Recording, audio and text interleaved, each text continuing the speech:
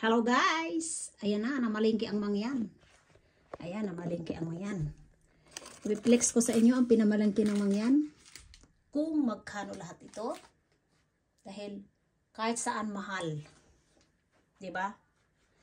Ayan, tingnan nyo oh. Ayan. Ito nga pala ay halos 800 grams lang to. Itong hipon to. Yan, itong hipon.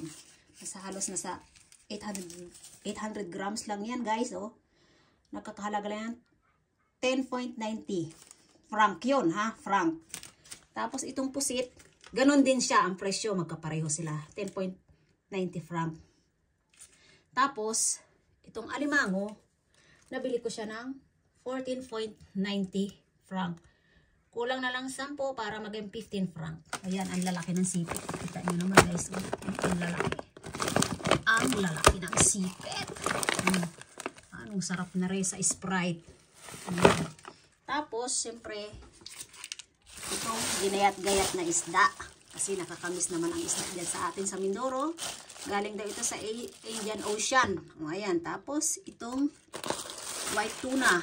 Tigi 1 kilo yan guys. Nabili ko yan. Kaya nagkakahalaga yan magkasama na 34.15 franc. Yan, 2 kilo na yan. Magkasama na yan. Magkasama na yan na dito sa price na yan oh. Ayan. Mamaya sasabihin ko sa inyo kung magkano lahat ang total niyan sa pera natin sa Pilipinas.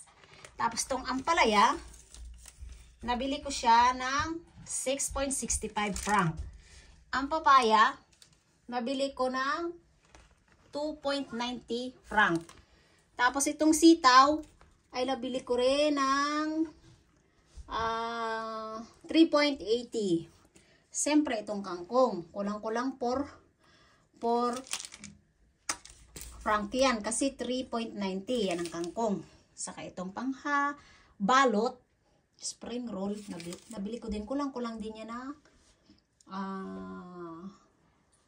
4 franc, 3.80 franc. O ayan. Kaya ako bumili nito kasi magbabalot ako bukas ng aking niluto na karne. O ayan. Kita nyo? Ayan, ganyan siya. Kaya, ang total lahat ng aking pinamili sa isang shop guys ay ito na. Ito na, jaran. Ayan. 93.90 franc. O diba? Magkano yun sa pera sa atin? Halos nasa 5,000 plus. Yun, 5,000 peso. Ayan guys. Yan ang aking lahat na pinamili. Bye! Share ko lang to lahat.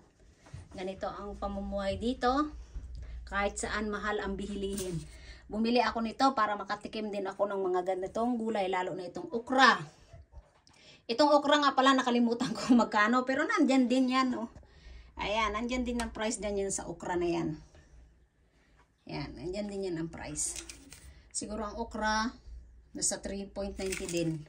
Ayan, ang halaga ng okra. Nakalimutan ko lang kanina sabihin siguro. Kaya ayan na guys. Bye!